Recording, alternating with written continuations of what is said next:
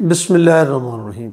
بھارت کے 4 سفر، اس کا حصہ اول، اور آج اس کی قسط نمبر 14۔ مقبرہ نصیر الدین محمد ہمایوں، یہ ظہیر الدین بابر کے بیٹے تھے اور ان کے بعد یہ حکمران بنے۔ آج کے دن میں نے دہلی میں موجود چند تاریخی مقامات پر جانے کا پروگرام بنایا۔ میری پہلی منزل ہمایوں کا مقبرہ تھا۔ ہمایوں کا پورا نام نصیر الدین محمد ہمایوں ہے۔ آپ کی پیدائش 1508 میں ہوئی۔ کہا جاتا ہے کہ آپ بچپن میں سخت بیمار ہو گئے تھے۔ آپ کے والد ظہیر الدین بابر، ہندوستان میں مغل سلطنت کے بانی سمجھے جاتے ہیں، نے منت مانی کہ ان کی زندگی ان کے بیٹے کو لگ جائے۔ ظہیر الدین بابر بیمار ہو کر فوت ہو گئے اور نصیر الدین محمد ہمایوں ٹھیک ہو گئے۔ کہانی اسی طرح سے مشہور ہے۔ ظہیر الدین بابر کی جلد موت کی وجہ سے 22 سال کی عمر میں ہمایوں کو سلطنت کی بھاگ دوڑ سنبھالنا پڑی۔ 22 سال کا نہ تجربہ کر نوجوان اتنی بڑی سلطنت کو سنبھال نہ سکا۔ مغل فوج میں بہت سارے افغان جرنیل تھے، جن میں شیر شاہ سوری اور اس کا والد بھی شامل تھے۔ ان افغان سرداروں نے شیر شاہ سوری کی قیادت میں بغاوت کر دی اور بنگال سے شروع ہو کر آہستہ آہستہ مغلوں کی پوری سلطنت پر قبضہ کر لیا۔ ایک وقت ایسا بھی آیا کہ ہندوستان سے مغل سلطنت کا خاتمہ ہو گیا۔ 15 سال تک ہمایوں اپنے چند ساتھیوں کے ساتھ کے ہمراہ دلی چھوڑ کر سندھ، بلوچستان، افغانستان اور ایران کے علاقوں میں پھرتا رہا۔ پھر ایک وقت آیا جب ہمایوں نے مغلوں کے وفادار لوگوں کی فوج اور ایران کے حکمرانوں کی مدد سے شیر شاہ سوری کی موت کے بعد اس کے بیٹوں سے جنگ کر کے اپنی سلطنت واپس لی اور دلی واپس آ گیا اور مغل سلطنت کی نئے سرے سے شروعات کی۔ اس در بدری کے دور میں سندھ کے ایک عام سے قلعہ میں جہاں ہمایوں نے پناہ لی ہوئی تھی، اکبر کی پیدائش ہوئی۔ میں آج اسی بادشاہ کے مقبرے پر جا رہا تھا جس نے نئے سرے سے مغل سلطنت کی بنیاد رکھی۔ ایک لحاظ سے ہمایوں کا مقبرہ وہ پہلی بڑی عمارت تھی جو مغلوں نے ہندوستان میں بنائی۔ اس عمارت کی تعمیر میں پہلی بار سرخ پتھر کا استعمال کیا گیا۔ یہ مقبرہ اور اس سے ملحقہ باغات ہمایوں کی بیوی حاجن بیگا بیگم نے اپنے شوہر کی یاد میں بنائی تھی۔ پھر اس کے بعد بہت ساری بیگمات نے اپنے شوہروں اور بہت سارے شوہروں نے اپنی بیگمات کے لیے مزارات بنائے، جیسے لاہور میں جہانگیر کا مقبرہ اس کی بیگم نے بنوایا۔ اسی طرح سے تاج محل ممتاز محل کے خاوند شاہ جہاں نے بنایا، اور یوں مغلوں میں یہ رواج عام ہو گیا۔ مغلوں نے مقبرے کو صرف مقبرہ ہی نہیں رہنے دیا، بلکہ اس کے ارد گرد اتنے خوبصورت باغات بنوائے کہ وہ باقاعدہ تفریحی مقامات بن گئے۔ ان میں تاج محل نے ایسی شہرت حاصل کی کہ دنیا کے عجائبات میں شامل ہو گیا۔ اگر اب لاہور میں موجود جہانگیر کے مقبرے پر جانے کا آپ کو اتفاق ہو تو آپ کو اندازہ ہو سکتا ہے کہ ہمایوں کا مقبرہ کیسا ہوگا۔ دونوں کے طرز تعمیر میں خاصی مماثلت ہے۔ البتہ یہ بات بھی درست ہے کہ ہمایوں کا مقبرہ اپنی وسعت کے اعتبار سے جہانگیر کے مقبرے سے زیادہ بڑا ہے۔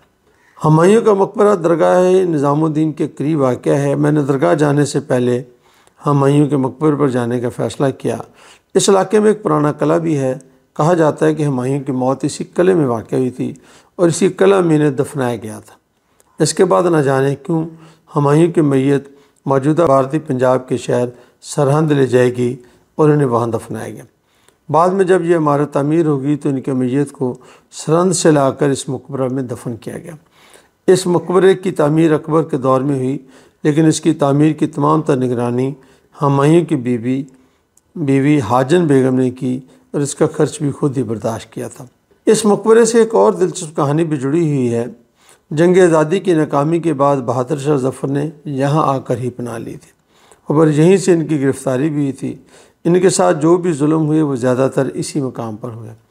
اس جگہ کو مقبرہ کہنا درست نہیں، کیونکہ مقبرہ تو کسی جگہ کے اوپر ایک قبر ہوتی ہے۔ یہ جگہ تو در حقیقت ایک وسیع باغ ہے جس کے ارد گرد ایک اونچی 4 دیواری ہے۔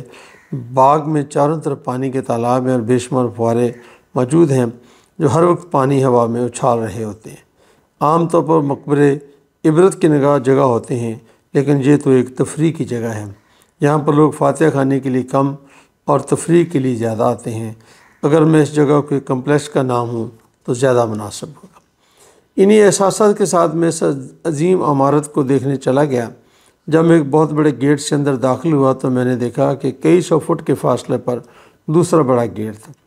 ان دونوں گیٹس کے درمیان ایک وسیع میدان تھا جس میں بے شمار درخت لگے ہوئے تھے۔ میرے خیال میں یہ جگہ ایک طرح سے پارکنگ اور استقبالیہ کے لیے بنائی گئی ہوگی۔ دوسرے بڑے گیٹ کے بعد ایک بہت بڑے میدان کے درمیان میں وہ عمارت تھی جہاں ہمایوں کی قبر کے علاوہ اور بھی کئی قبریں ہیں۔ دور سے دیکھنے سے یہ محسوس ہوتا ہے کہ درمیان میں واقع عمارت مقبرہ نہیں بلکہ ایک بہت ہی خوبصورت محل ہے جس کے چاروں طرف سے آپ اندر جا سکتے ہیں۔ یہ عمارت ایک وسیع میدان کے درمیان میں بنائی گئی ہے اور اس کے چاروں طرف خوبصورت باغ اور باغیچے انتہائی خوبصورت نظارہ پیش کر رہے تھے۔ تاریخ سے یہ پتہ چلتا ہے کہ اس عمارت کے آرکیٹیکٹ کا تعلق ایران سے تھا۔ یاد رہے کہ جب ہمایوں ایران سے واپس آیا تو اس کے ساتھ بہت سارے ایرانی آرکیٹیکٹ اور مختلف علوم کے ماہر بھی آئے تھے۔ میرے خیال میں اسی دور میں ہندوستان کے اندر شیعہ مسلک کے لوگوں کا آنا جانا پہلے سے زیادہ ہوا اور ان کی مغل دربار تک رسائی بھی ہوئی۔ ایران سے جو لوگ ہمایوں کے ساتھ آئے وہ عالم فاضل لوگ تھے اور مختلف علوم کے ماہر بھی تھے، اس لیے وہ جلد ہی مغلوں کے قریب ہو گئے، جس کی وجہ سے مغلوں کے معاملات پر ان کا گہرا اثر ہوا۔ تاریخ سے یہ بھی پتہ چلتا ہے کہ اس کے بعد ہندوستان میں شیعہ مسلک کی ترویج میں بے حد اضافہ بھی ہوا۔ یہ بات بھی آپ کی دلچسپی کا باعث ہوگی کہ آیت اللہ خمینی کے دادا کی پیدائش لکھنؤ کی ہے، جو ریاست اودھ کی راجدھانی تھا، جس سے یہ معلوم ہوتا ہے کہ ان کے ابا اجداد اس علاقے میں کافی عرصہ قبل آ کر آباد ہوئے تھے۔ ریاست اودھ کے حکمران شیعہ مسلک سے تعلق رکھتے تھے اور وہ اپنے مسلک کے فروغ کے لیے ایرانی علماء کو بلاتے رہتے تھے۔ خمینی صاحب کے ابا اجداد بھی اسی سلسلے میں ہندوستان آئے تھے۔ نہ جانے کیوں مجھے ان باغات اور باغیچوں اور بلند و بالا عمارتوں سے میں زیادہ دلچسپی نہیں ہوتی، بلکہ میری دلچسپی ان عمارتوں سے جڑی داستانوں میں ہوتی ہے۔ البتہ میں ان کاریگروں کے فن کی تعریف ضرور کرتا ہوں جنہوں نے یہ کارنامے سر انجام دیے ہوتے ہیں۔ میں ان کی فن کی داد دیے بغیر نہیں رہتا، یہاں بھی میں نے ایسا ہی کیا۔ ایک کمرے کے پاس سے گزرتے ہوئے مجھے گائیڈ نے بتایا کہ یہ وہ کمرہ ہے جہاں بہادر شاہ ظفر نے لال قلعہ سے آ کر پناہ لی اور اپنے اہل و عیال کے ساتھ کئی دن اس چھوٹے سے کمرے میں مقیم رہے۔ اب یہ کمرہ میرے لیے کمرہ نہیں بلکہ تاریخ کا ایک گواہ بن گیا اور میں چشم تصور سے اس کمرے میں ایک تاریخی واقعہ دیکھتا رہا۔ جب ایک عظیم سلطنت کا سورج غروب ہو رہا تھا اور 7 سمندر پار سے آ کر انگریز قوم کا ایک نمائندہ ہڈسن آخری مغل بادشاہ کو گرفتار کرتا ہے اور تھال میں اس کے بیٹوں کے سر پیش کرتا ہے، مجھے یہ بھی یاد آیا کہ جس کا یہ مقبرہ ہے حکومت چھن جانے کے باوجود اس نے ہمت نہیں ہاری تھی۔ وہ 15 سال تک ویران جنگلوں میں پھرتا رہا لیکن حوصلہ نہیں ہارا۔ پھر ایک دن اس نے اپنا کھویا ہوا تخت واپس لے لیا اور مغل سلطنت کو دوبارہ سے زندہ کیا۔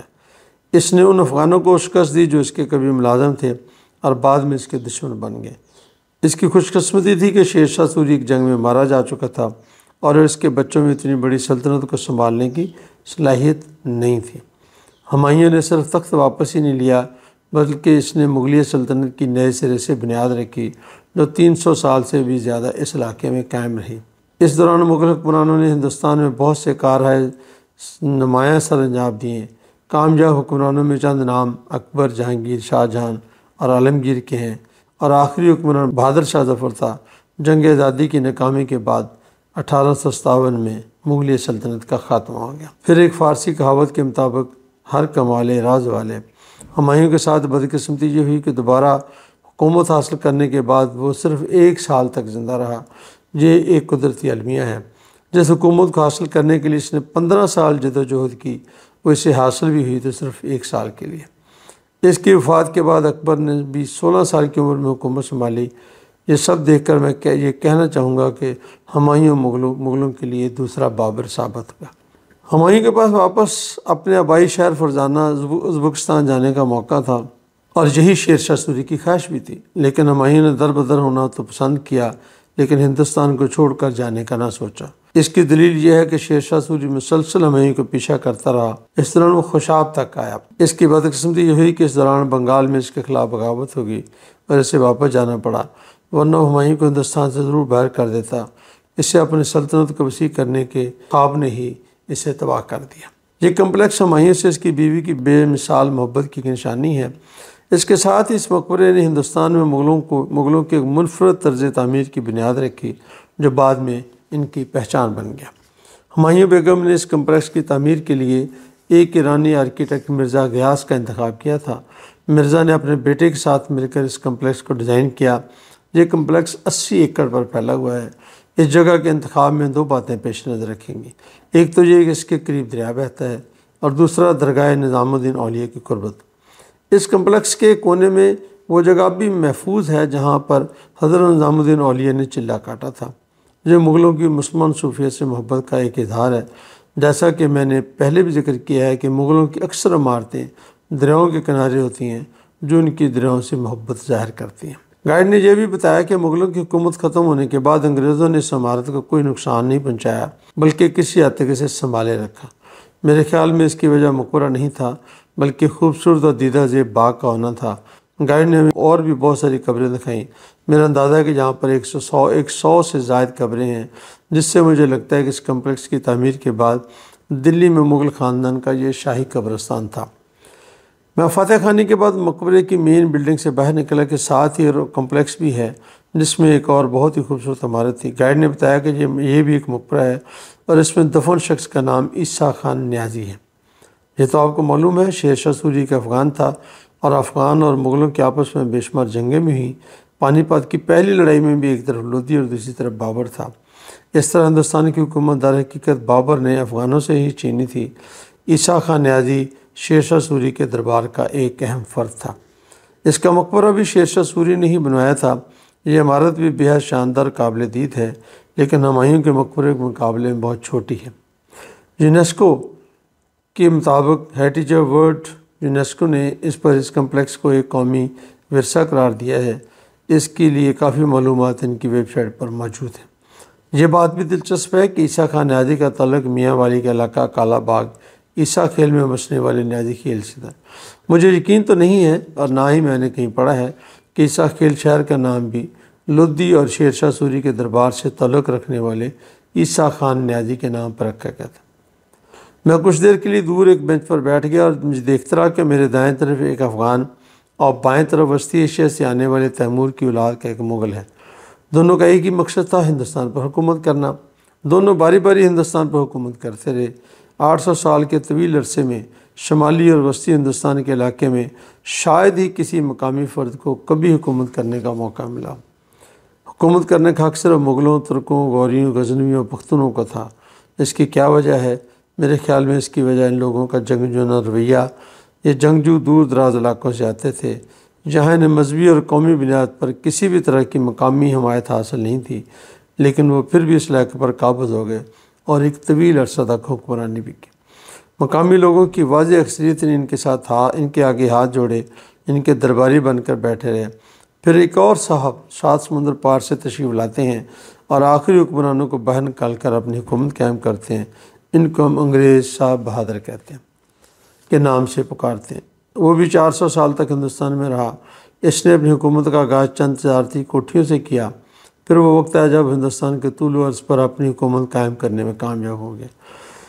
بالآخر وہ مقامی لوگوں نے جمہوری طریقے سے اقتدار کو اپنے ہاتھ میں لیا اور آج خطے پر مقامی لوگ حکمرانی کرتے ہیں۔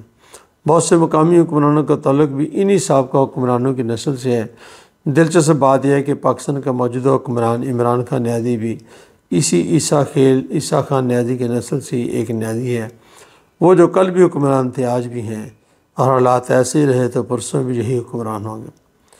اب کافی وقت ہو گیا ہے اور میں ایک جدوجہد کرنے کھوئی سلطنت کو دوبارہ حاصل کرنے والے بادشاہ کے مقبرے سے اس عظیم ہستی کے مقبرہ کی طرف چل پڑا جس کی حکومت آج بھی بے شمار دلوں پر قائم ہے، جن کا نام ہے خواجہ نظام الدین اولیاء رحمۃ اللہ علیہ۔ انشاءاللہ اگلی قسط میں آپ کو ان کے بارے میں بتایا جائے گا۔ بہت بہت شکریہ۔